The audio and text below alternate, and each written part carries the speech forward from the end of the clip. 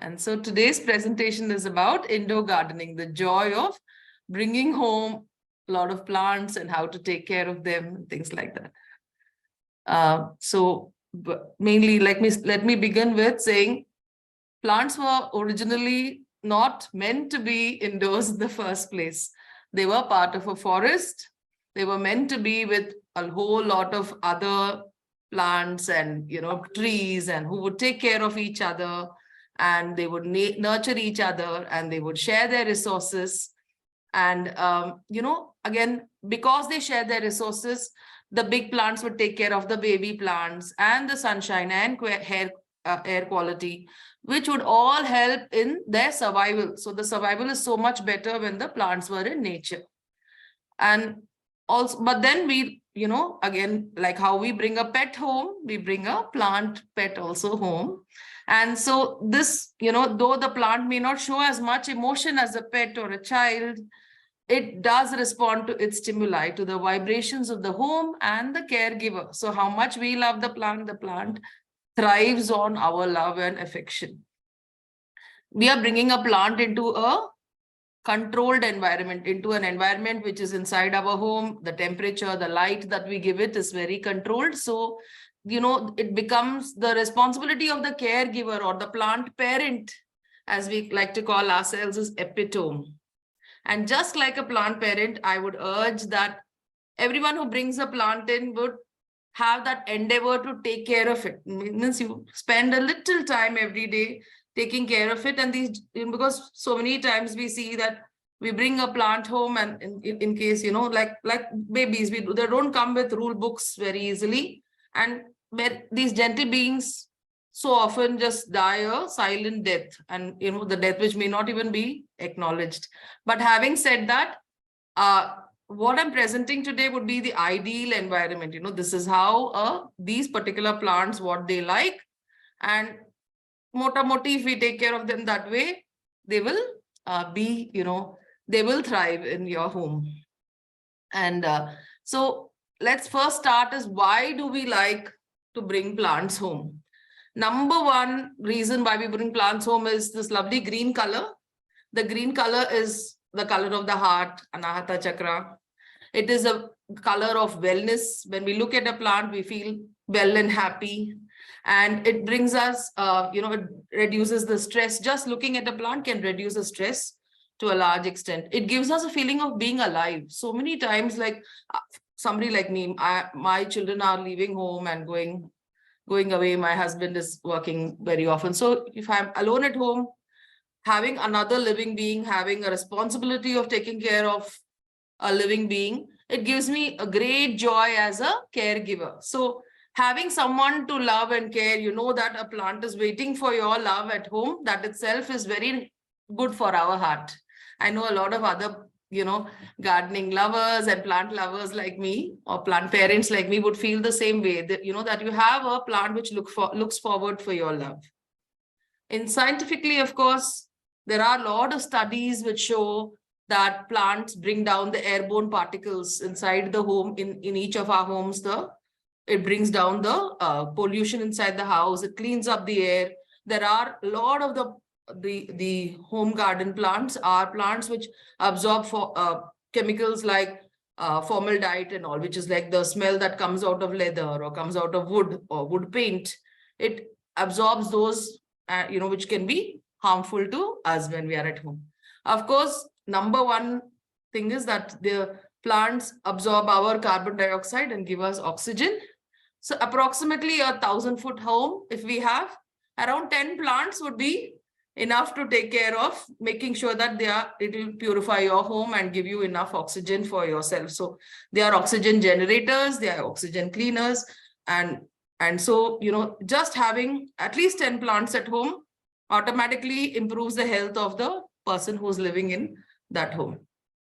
Last but not the least, because, again, we come from that background of vibrations and music, the plants not just absorb, air and airborne particles, they also absorb sound. So the plants all have a music in them. So the plant also absorb the vibrations that we are giving. So it improves the acoustics of the home, which is also the reason why a lot of offices have plants. A lot of building receptions have plants. The more number of plants you have inside your house, the lesser the sound travels outside your house. So inside your house, the acoustics improve, and the good vibrations, the plants automatically give you good vibrations. So it absorbs your negative vibrations and, in a very subtle manner, makes you feel very alive and happy. I'm sure you all agree with me on this. So let me go back to the basic. Plants, placement of plants. When you are having indoor gardening, I said, when you bring plants into your home, you are bringing them into a very controlled environment.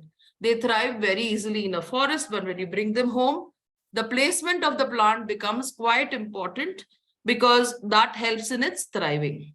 So I would divide the plants based on, place the plants based on the three basics of gardening, which is sunshine, the soil, and the watering. This will help. Just these three things will make sure that the plants thrive and be happy.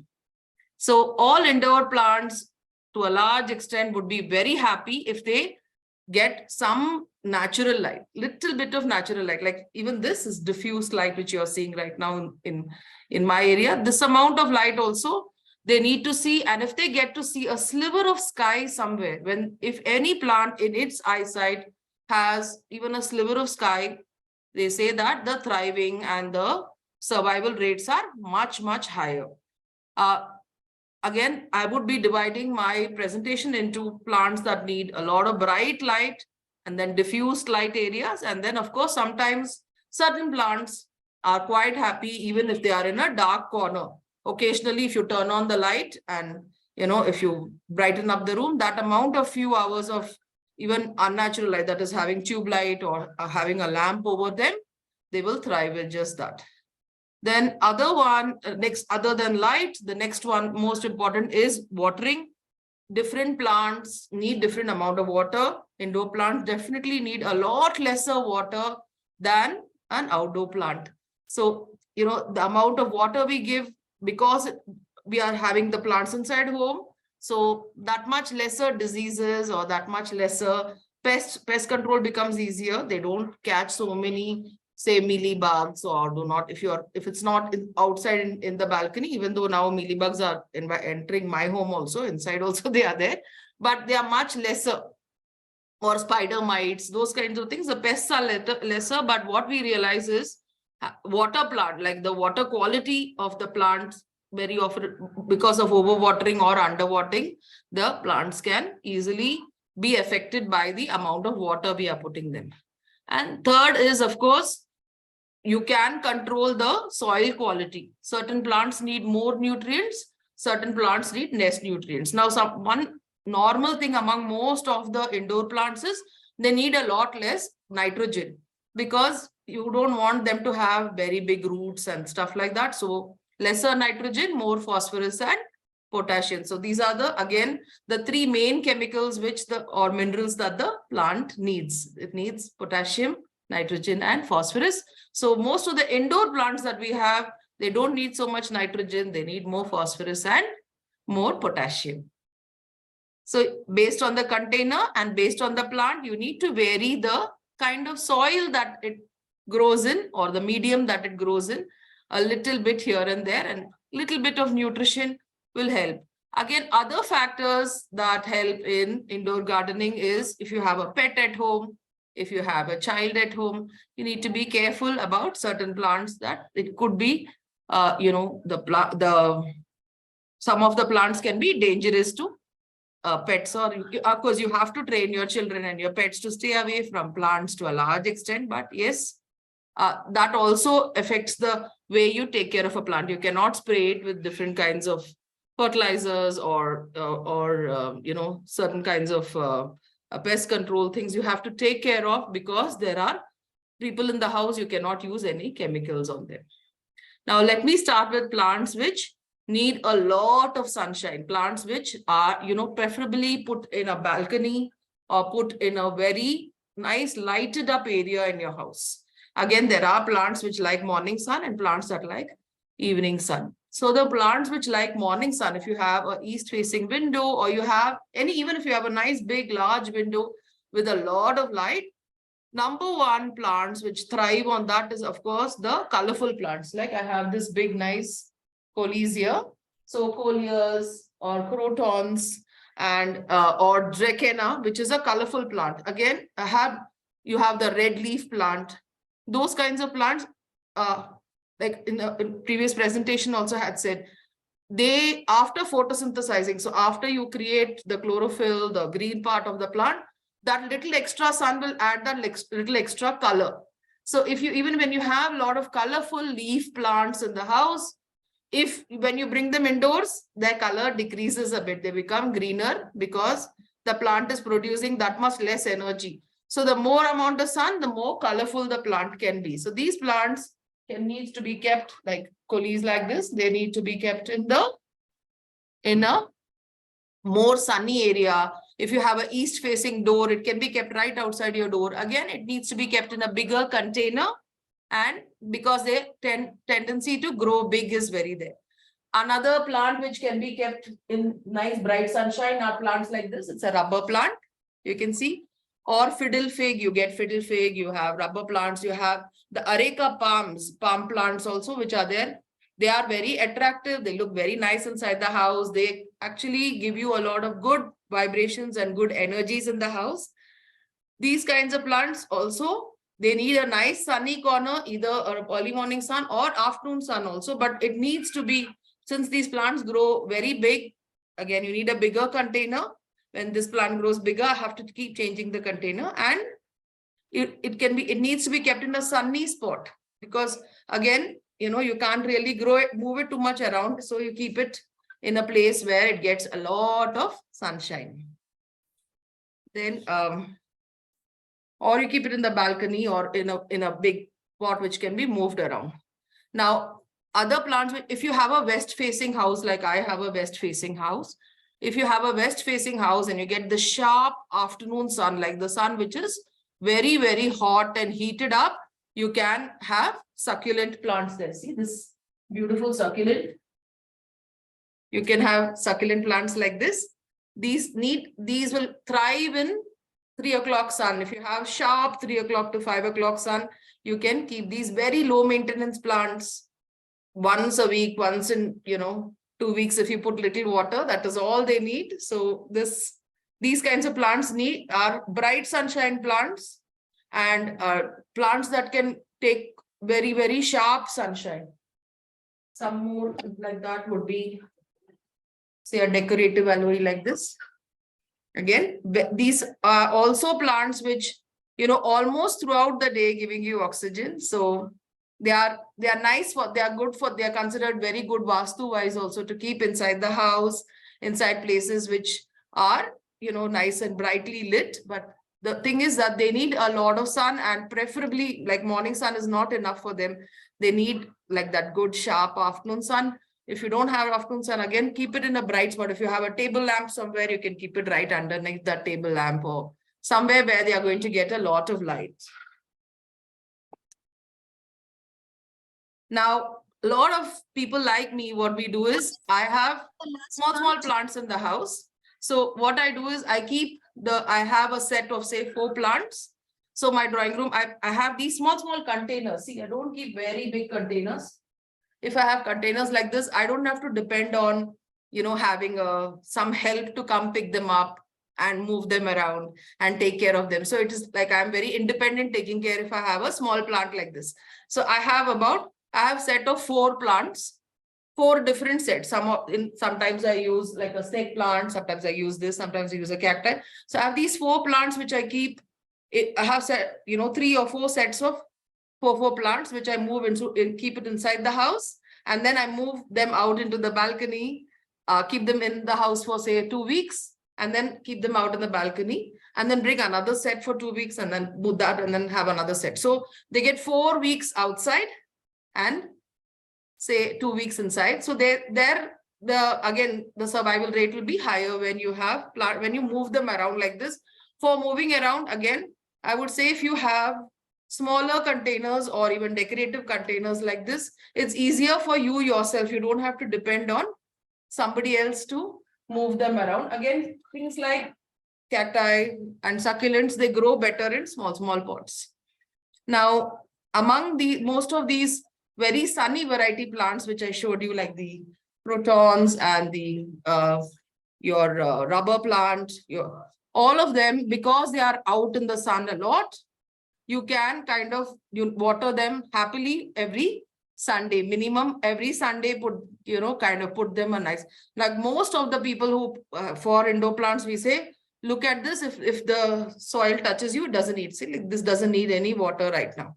If this comes out and I touch it and there is no sand in my hand, that means this needs watering. But since, I can't keep touching like that, and inside my house, and if I want to kind of delegate and tell my children to take care of the plant and say, no, you water the plant. So easiest thing is, I normally give them a measure like this and say half of this needs to go, or say, half of this goes into each of my plants every Sunday. And so I have a timetable, say these are my Sunday plants. So I have Sunday plants, Sunday, Wednesday plants, Monday, Friday, Wednesday, some of them 3 times plants. So most of the plants get only Sunday watering. So if you fix a day in your house and say, so and so day, either you yourself, it's easy for you to remember, I need to water my plant, or you can easily kind of delegate it to, say, somebody, your house help, your children, tell them so and so day, every Sunday, this what you have to water the plants, and also give a container, a small container, and say half of this is all you need to plant for every Sunday, and the plant would be happy. Now, again, from your own self, if you realize that if a plant starts drooping, if the leaves start drooping, then that means if the season changes, for example, in winter, certain plants, only winters, during winters they need, or rainy season, they need only Sunday plants. But now when the summer is coming up, some of the plants require little more watering. So if you see that you're keeping Sunday to Sunday, but your leaf starts drooping, that when it starts drooping that way, it means that it is conserving energy, it doesn't want to die. So instead of the leaf standing up, the leaf starts drooping, you realize that it needs watering.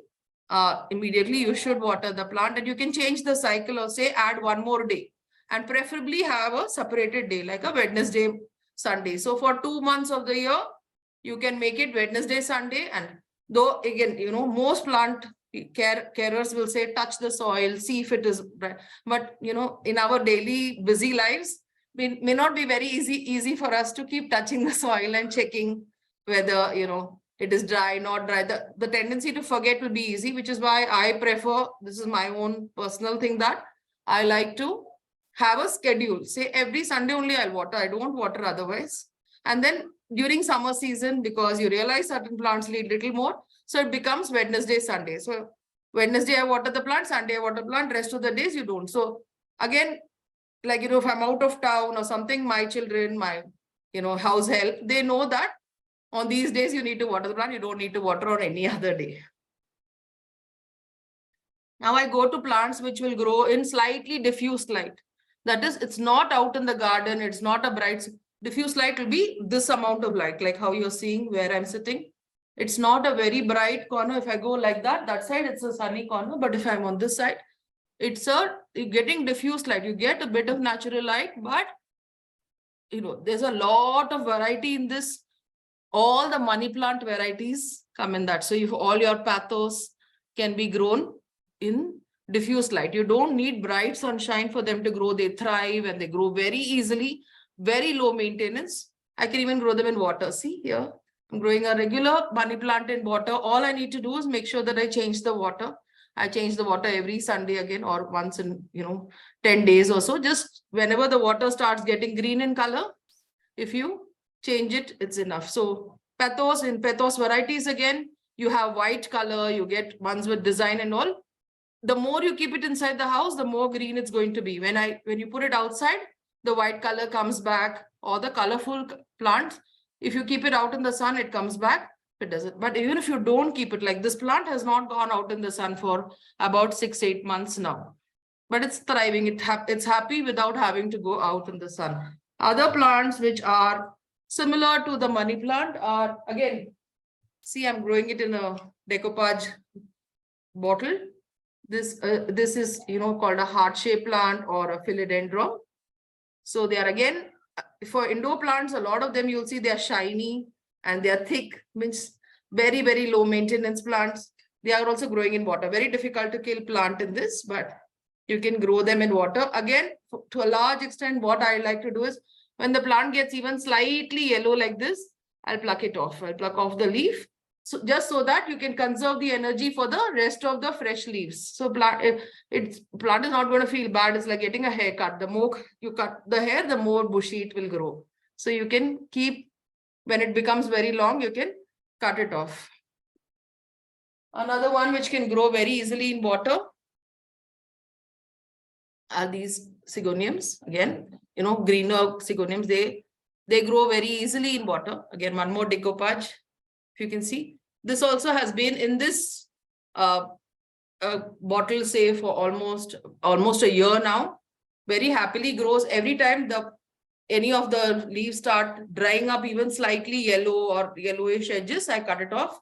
New leaves can come up. Every time there are no new baby leaves because you are taking away the older leaves. So these grow very easily in water, very easily maintainable. All you need to do is change the water. Occasionally, I want to... Hamsini, name of the plant? This is a Sigonium. Sigonium. Yeah. I don't trim the roots. Actually, I just change them off, but the roots tend to grow very long and you can cut it off occasionally. Yes, you need to cut off. But main thing is when it grows slightly yellow like this also, no? Cut it, take off the leaf. Don't wait for it to completely dry before you take it off. The plant looks more healthier that way.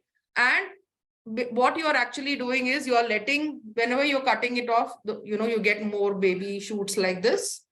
And on the other side, you're helping the plant feed its newer babies rather than hold on to the ones which are drying up. So as and when they start becoming yellow, you can easily. How often do you change the water, Hamsini? I change it every, I change the water every Sunday. Every Sunday. If I forget it also, once in 2 weeks also should be okay. Okay. Yeah, it's just because, they are like this. Obviously, they will very easily collect mosquito larvae.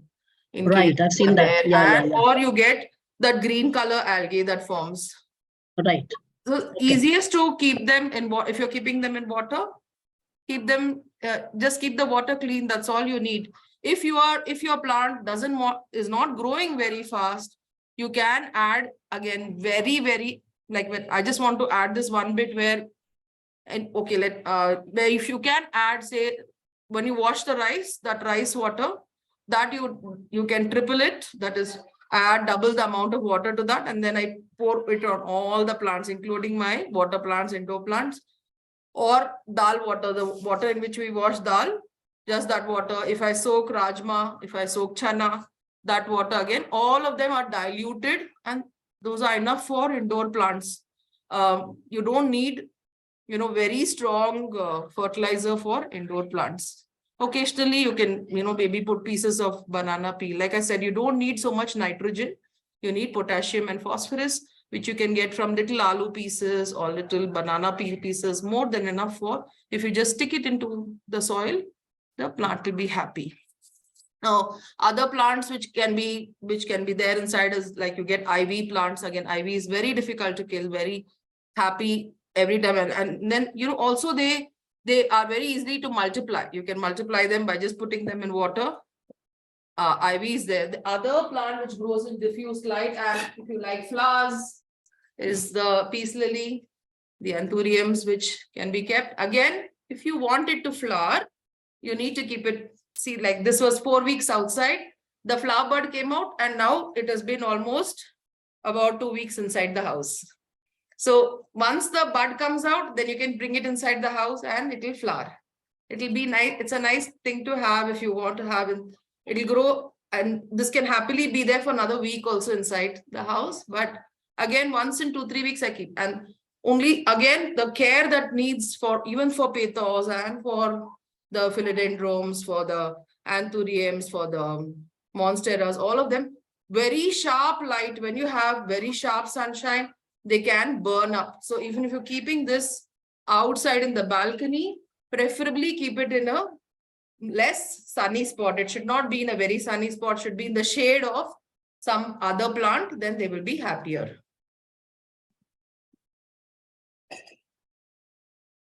Then you also have these decanas or spider plants which will grow in.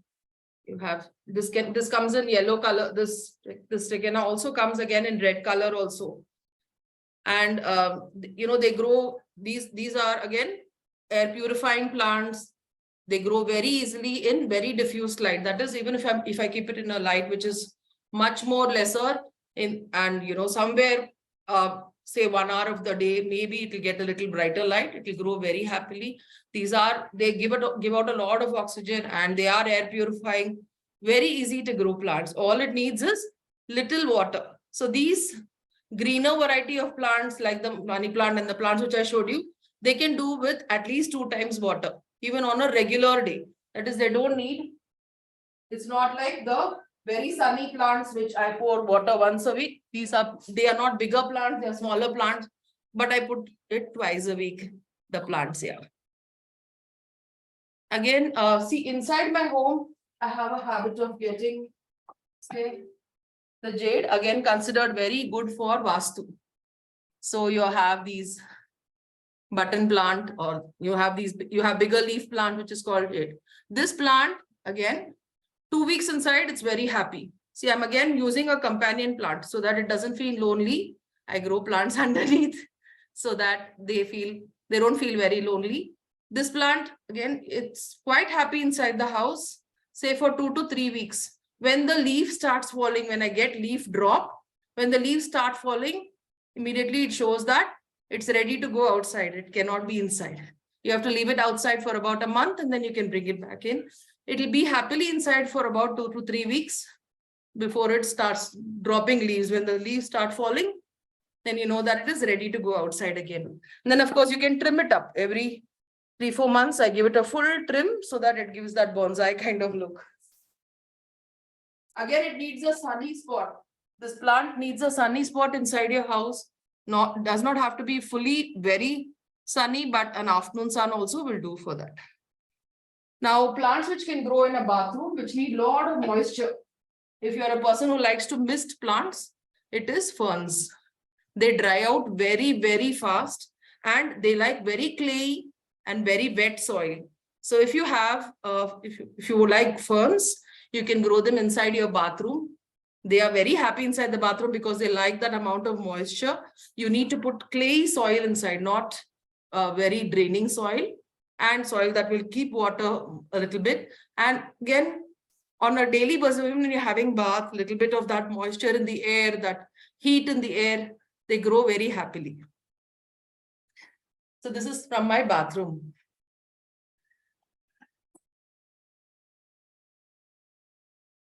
Again, certain people who like, if you're growing plants in a kitchen, you can grow this is of course what I picked up from outside about 2-3 weeks now. I'm growing this in my kitchen. This is the ajwain plant. You can keep it on the dining table. You can keep it in the kitchen. It has a very nice smell.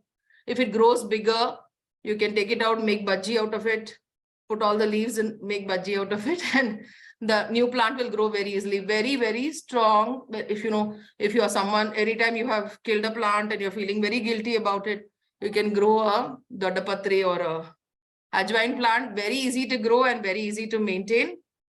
It will grow in very sunny spots, very diffuse light.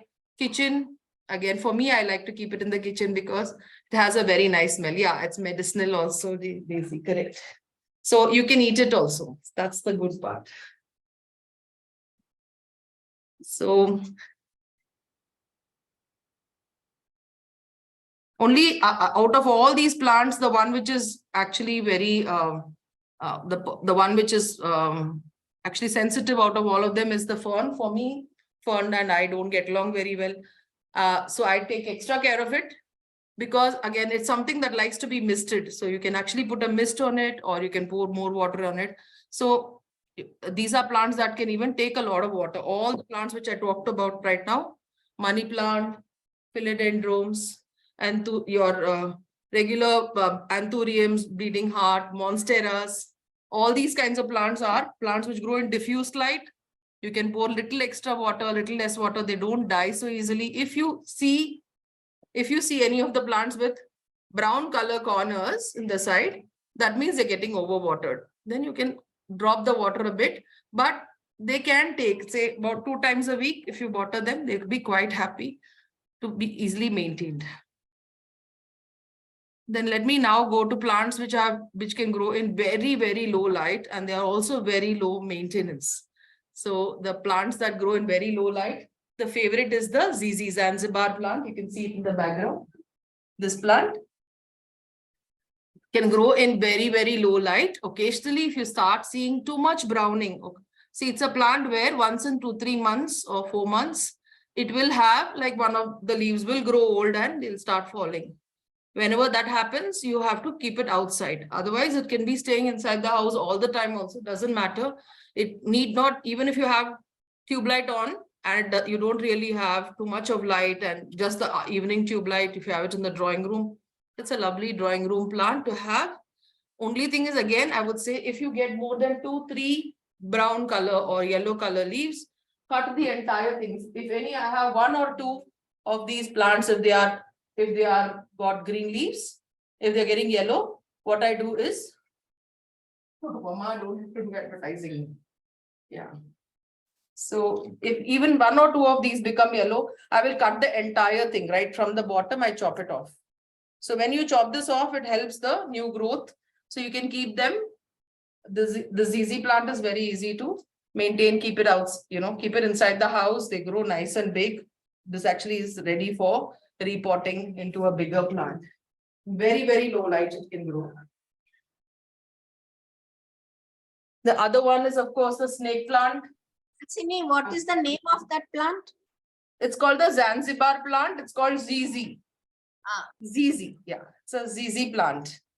This is another plant which is super low maintenance. You have other varieties of it. It's called the mother-in-law's tongue or the snake plant.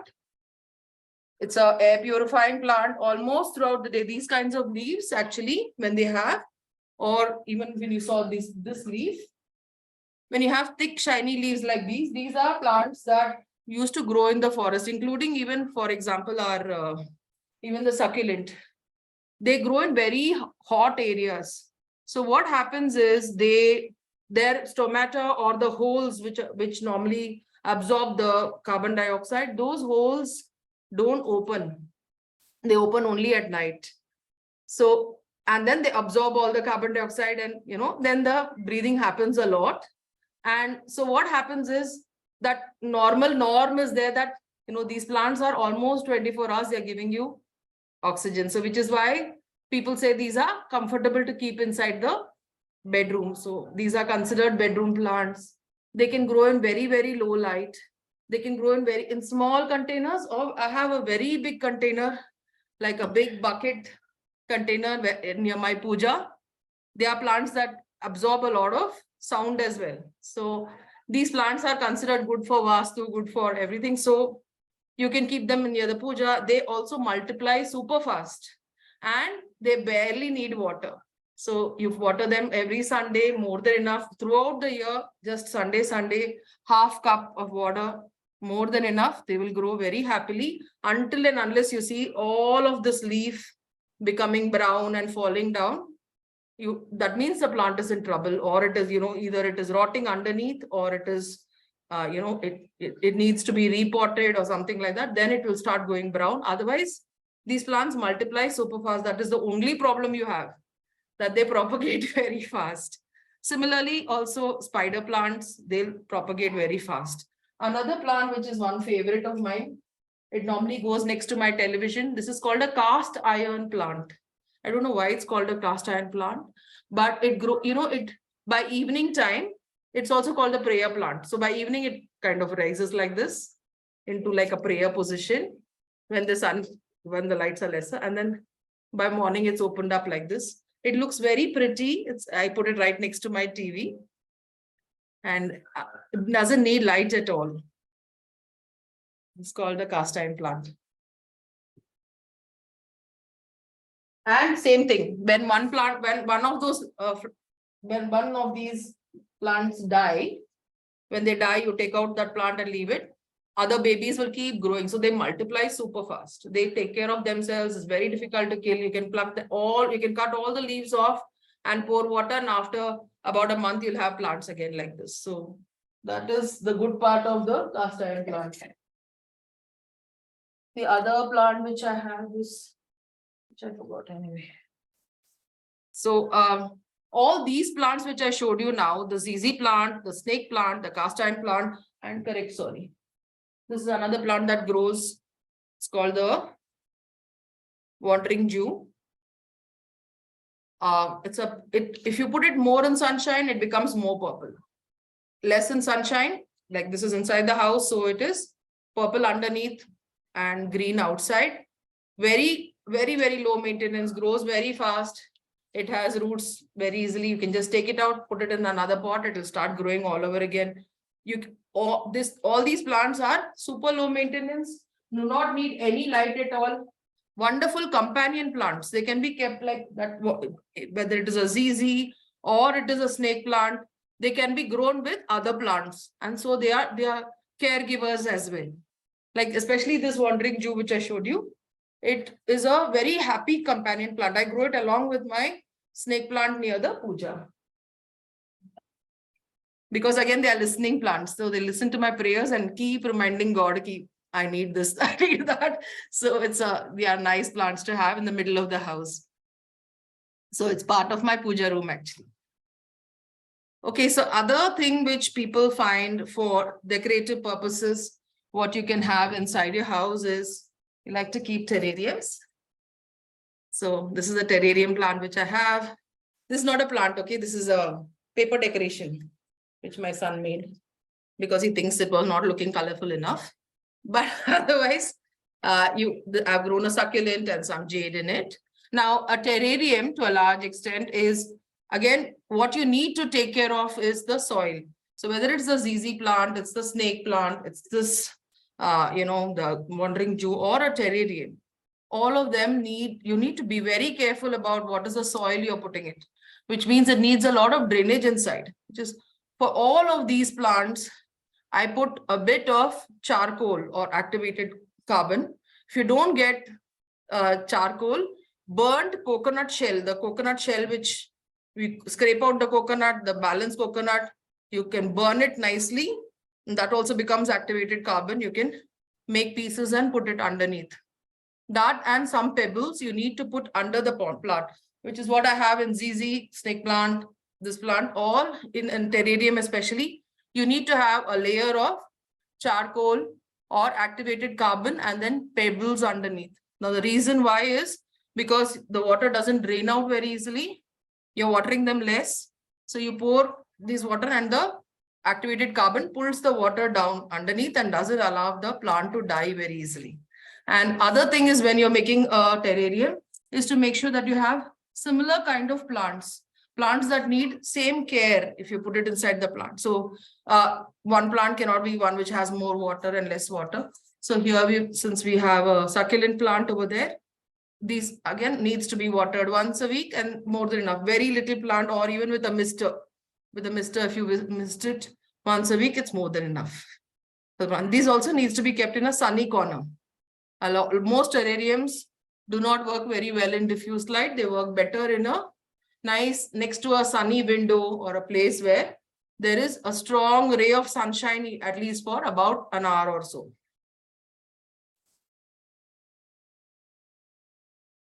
Then, of course, it needs a lot of pruning. So when you have a terrarium at home, you are going to at least once in 6-7 months, you are going to take it all out, clean it up, put it back in, because that is the only way you maintain it. Otherwise, these plants need little more care as compared to the rest of the plants that I showed you today. These plants need far more care and maintenance. Now, the last is, since I talked about different levels of plants, what do you have? There are certain things which I have told even earlier, and I'm saying it all over again. So number one things for all indoor plants is they need your care. Very, very often I feel that, especially, working people who are very busy throughout the day, they forget, they buy plants, they don't take care of them. So all plants need some amount of time that you spend with them, say about 1 or 2 hours in a week. Look if you can, take out all the dried leaves, take out the extra roots, take out the, wipe the leaves again. When you're here, dust collects on the leaves. So you wipe them down. Those kinds of things you need to take care of, or watch out for, say, leaf drop. When the leaf is falling off, you know that they have to be kept outside. So those kinds of care is needed. Another thing which I have even said earlier is every time I water it. So every Sunday I'm watering this, I move it just this much. And then every Sunday again, I move it this much. Little bit, a 30-degree angle, you move it so that the plant grows, all the sides of the plants have, get the same amount of sunshine. So that is why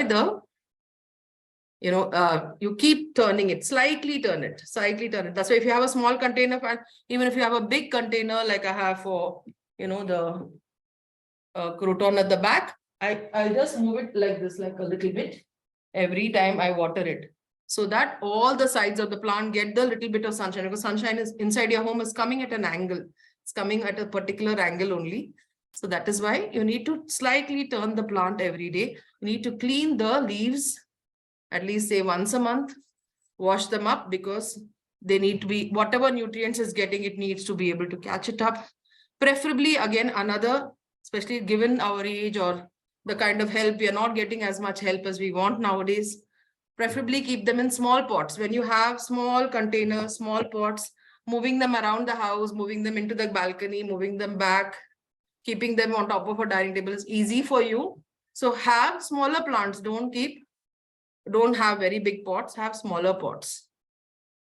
And then you can, when you have inside the house, 90% of the time, you don't get pests. So you don't get too many pests, but then the mealybugs are like so resilient. They know how to get into the nooks and corners. So even my plant here, it catches mealybugs all the time. This particular plant is like, so it picks up. So you need to keep washing the leaves to make sure that the white mealybugs are not there. Spider mites, again, you get baby spider mites that come out very easily. So you have to keep watching for them. Then you can pamper them with rice water. I said rice water, dal water, chana, water you soaked chana or sprouts in. You have to dilute them, because again, they are small containers. They can't take too much strong of it also. So you have to, kind of dilute the rice water. So just instead of soaked rice, also regular water we wash the rice with, water we wash the dal with, that is enough nutrition for the plant. Another thing is plants like this, every year they need to be repotted. The reason why they get repotted is because they are a small container. They get root locked. The roots grow too much, so the plant becomes full of roots. So it needs to be separated. The old roots need to be removed and you put them back here. And this kind of plant, of course, you also, when you bring some plant newly from the nursery, suppose I brought a plant from the nursery, especially inside the house, when you're having an indoor plant, preferably keep it in the same place. Suppose I bought it in a plastic container like this. I put it into a decorative container and leave it like this for at least a month. When I bring a plant from a nursery, I don't immediately change it, because in a nursery, it has been with a lot of its friends and everyone is around the plant. And, suddenly it's come inside your house. It's getting adjusted to your vibrations. So its soil, its nutrition, preferably keep it in the same container for minimum of a month before you move it into another. If you want to repot it, before you repot it, keep it in the same container as you brought it in the nursery. As soon as you bring it into a nursery inside your flat or apartment building, might as well keep them in the same container. If you have a garden which has soil space outside, that's a different matter altogether. Then you definitely need to change the thing. But if you're having it inside your house, keep. Mealybugs, again, the only thing is when the plant is so small, you can wash off the mealybugs. Daisy, you don't need to put something to make sure that they don't come back. You keep washing them off. You make sure that, the soil also, if they are there, you remove them. When you have small number of plants and you have small plants, you keep cleaning the mealybugs off. That is the best thing. Again, mainly because But it's in they a keep confined. flying, no?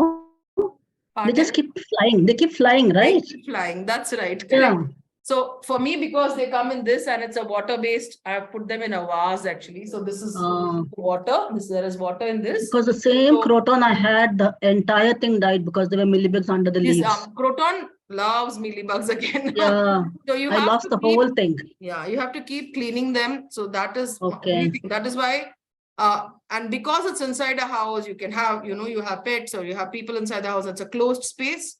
You just have best is to kind of spray them with soap water and remove them. And again, you have to repeat that exercise every 2 weeks, every 3 weeks, so that the Okay. babies keep coming again. The babies remain there. Yeah. So Okay. again, I had a lovely hibiscus which got totally destroyed by it. hibiscus again, yeah. Hibiscus is one other mealybug magnet. So again, another thing that you can do to a certain extent is, again, neem oil, don't put more than once a month. Because like we said, no, finally it is medicine only. Plants don't like so much medicine. So instead of medicine, you can put like a pinch of turmeric and cinnamon into a half cup, thing like this, and pour it on the plant. It may, there's some, not mealybugs are too resilient, but other like spider mites and all will stay away, and the plant likes it. So if you want to treat your plant at home, turmeric and cinnamon you can put into a glass, pour it a little bit. Potato slices, you can just leave it in the plant. Or you can put the banana peel slices. If you don't have an ant problem at home, you can put banana peel slices into not too many, one. If you have a pot of this size, one of them will be more than enough. So that, it becomes, if you have, when you're inside a home, I have a mini forest at home, but if about 10-15 plants in the house, little bit of care is all they need to be comfortable and happy. I hope you like my presentation. That is the end of my presentation today.